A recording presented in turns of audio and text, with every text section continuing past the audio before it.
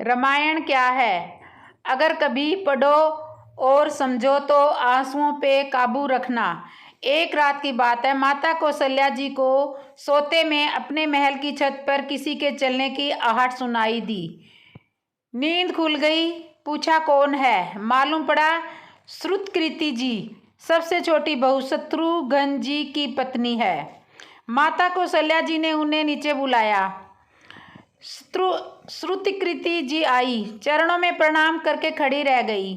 माता कौशल्या जी ने पूछा, श्रुति, इतनी रात को अकेली छत पर क्या कर रही हो बेटी? क्या नींद नहीं आ रही? शत्रुघ्न कहाँ है?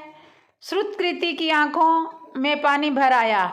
माँ की छाती से चिपटी, गोद में सिमट गई। बोली, माँ, उन्हें तो गए हुए 13 वर्ष हो गए हैं। उफ! कौशल्या जी का हृदय कांप कर झटपटा गया। तुरंत आवाज लगाई। सेवक दौड़े आए। आधी रात को ही पालकी तैयार हुई। आज शत्रुघ्न जी की खोज होगी। माँ चली। आपको मालूम है शत्रुघ्न जी कहाँ मिले? अयोध्या जी के जिस दरवाजे के बाहर भरत जी नंदीग्राम में तपस्वी होकर रहते हैं, उसी दरवाजे के भीतर एक पत्थर की शिला पर, उसी शिला पर अपनी बाह का तकिया बनाकर लेटे मिले। माँ सिरहाने बैठ गई। बालों में हाथ फिराया तो शत्रुघ्न जी ने आंखें खोली। माँ उठे, चरणों में गिरे। आपने क्यों कष्ट किया? अपनी माँ से बोले। मुझे बुलावा दिया होता। माँ ने कहा, शत्रुघ्न यहाँ क्यों? शत्रुघ्न जी की रुलाई फूट पड़ी। बोले, माँ, भैया राम जी पिताजी की आज्ञा से वन चले गए। भैया लक्ष्मण जी उनके पीछे चले गए। भैया भरत जी भी नंदीग्राम में है। क्या ये महल, ये रथ, ये राजसी वस्त्र विधाता ने मेरे लिए बनाए हैं? माता कौशल्या जी निरुत्तर रह गई। देखो क्या है ये राम कथा। ये भोग की नहीं, त्याग की कथा है। यहाँ त्याग की ही प्रतियोगिता चल रही है और सभी प्रथम है, कोई पीछे नहीं रहा। चारों भाइयों का प्रेम और त्याग एक दूसरे के प्रति अद्भुत, अभिनव और अवलौकिक है। रामायण जीवन के जीने की सबसे उत्तम शिक्षा देती है। भगवान राम को 14 वर्ष का वनवास हुआ तो उनकी पत्नी सीता मैया ने भी सहरस वनवास स्वीकार कर लिया। परंतु बचपन से ही बड़े भाई की सेवा में रहने वाले लक्ष्मण जी कैसे राम जी से दूर हो जाते?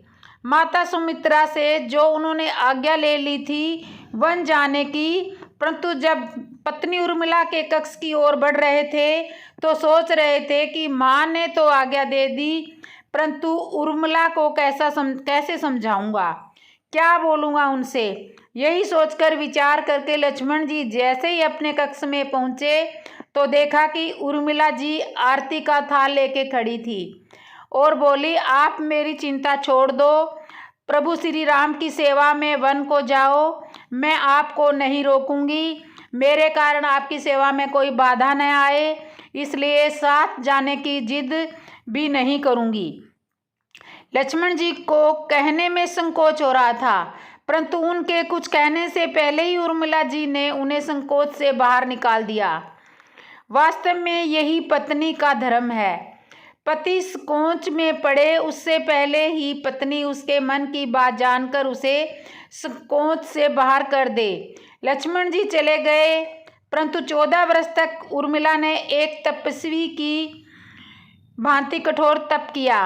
वन में प्रभु श्री राम, माता सीता की सेवा में लक्ष्मण जी कभी सोए नहीं, परंतु उर्मिला ने भी अपने महल के द्वार कभी बंद नहीं किए और सारी रात जाकर उस दीपक की लौ को बुझने नहीं दिया। एक नाथ से युद्ध करते हुए जब लक्ष्मण जी को शक्ति लग जाती है और हनुमान जी उनके लिए संजीवनी का पर्वत लेने लौट रहे थे, तो बीच में जब हनुमान जी अयोध्या के ऊपर से गुजर रहे थे तो भरत जी ने उन्हें राक्षस समझकर बाण मारा है और हनुमान जी गिर जाते हैं। तब हनुमान जी का सारा वृत्तांत सुनाते हैं कि सीता जी को रावण हर ले गया, लक्ष्मण जी युद्ध में मूर्छित हो गए हैं। यह सुनते ही कौशल्या जी कहती है कि राम को कहना कि लक्ष्मण के बिना अयोध्या में पैर भी मत रखना। राम वन में ही रहे। माता सुमित्रा कहती है कि राम से कहना कि कोई बात नहीं, अभी शत्रुघ्न है, मैं उसे भेज दूंगी। मेरे दोनों पुत्र राम सेवा के लिए ही तो जन्मे हैं। माताओं का प्रेम देखकर हनुमान जी की आंखों में अश्रुधारा बह रही थी, परंतु जब उन्होंने उर्मिला जी को देखा तो सोचने लगे कि यह क्यों एकदम शांत और प्रसन्न खड़ी है, खुश खड़ी है। क्या इन्हें अपने पति के प्राणों की कोई चिंता नहीं है? हनुमान जी पूछते हैं, देवी आपकी प्रसन्नता का कारण बताइए। आपके पति के प्राण संकट में है। सूर्य उदित होते ही सूर्य कुल का दीपक बुझ जाएगा। उर्मिला जी का उत्तर सुनकर तीनों लोगों का कोई भी प्राणी उनकी वंदना किए बिना नहीं रह पाएगा। उर्मिला जी बोली, मेरा दीपक संकट में नहीं है, वो बुझ ही नहीं सकता। रही सूर्योदय की बात, तो आप चाहे तो कुछ दिन अयोध्या में विश्राम कर लीजिए, क्योंकि आपके वहाँ पहुँचे बिना सूर्य उदित हो ही नहीं सकता। आपने कहा है कि प्रभु श्री राम मेरे पति को अपनी गोद में लेकर बैठे हैं, तो योगेश्वर प्रभु श्री राम की गोदी में लेटा हो काल उसे छू भी नहीं सकता। यह तो वो दोनों लीला कर रहे हैं। मेरे पति जब से वन गए हैं तब से सोए नहीं हैं। उन्होंने न सोने का प्राण लिया था, इसलिए वे थोड़ी देर विश्राम कर रहे हैं, और जब भगवान की गोद मिल गई तो थोड़ा विश्राम ज़्यादा हो गया। वे उठ जाएंगे, और शक्ति मेरे पति को लगी ही नहीं, शक्ति तो प्रभु श्री राम जी को लगी है। मेरे पति की हर सांस में राम है, हर धड़कन में राम है, उनके रोम रोम में राम है, उनके खून की बूंद बूंद में राम है, और जब उनके शरीर और आत्मा में ही सिर्फ राम है तो शक्ति राम जी को ही लगी है, दर्द राम जी को ही हो रहा है। इसलिए हनुमान जी आप निश्चित होके जाएं, सूर्य उदित नहीं होगा। राम राज्य की नींव जनक जी की बेटियां ही थी, कभी सीता तो कभी उर्मिला। भगवान राम ने तो केवल राम राज्य का कलश स्थापित किया, परंतु वास्तव में राम राज्य इन सब के प्रेम, त्याग, समर्पण और बलिदान से ही आया। जिस मनुष्य में प्रेम, त्याग, समर्पण की संभावना हो, उस मनुष्य में राम ही बसता है। कभी समय मिले तो अपने वेद, पुराण, गीता, रामायण को पढ़ने और समझने का प्रयास कीजिएगा।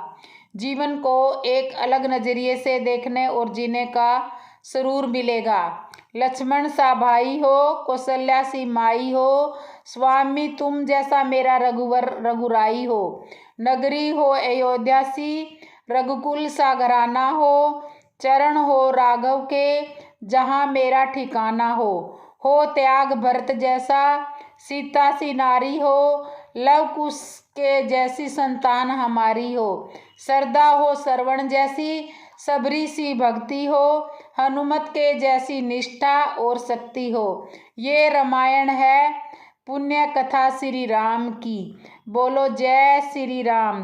तो दोस्तों कैसे लगी आज की वीडियो, कमेंट में लिखना जय श्री राम। और जिसने भी मेरे चैनल को सब्सक्राइब नहीं किया, सब्सक्राइब करना, लाइक करना, कमेंट करना, और बेल आइकन बटन तो जरूर दबा लेना, और कमेंट में जय श्री राम जरूर लिखना।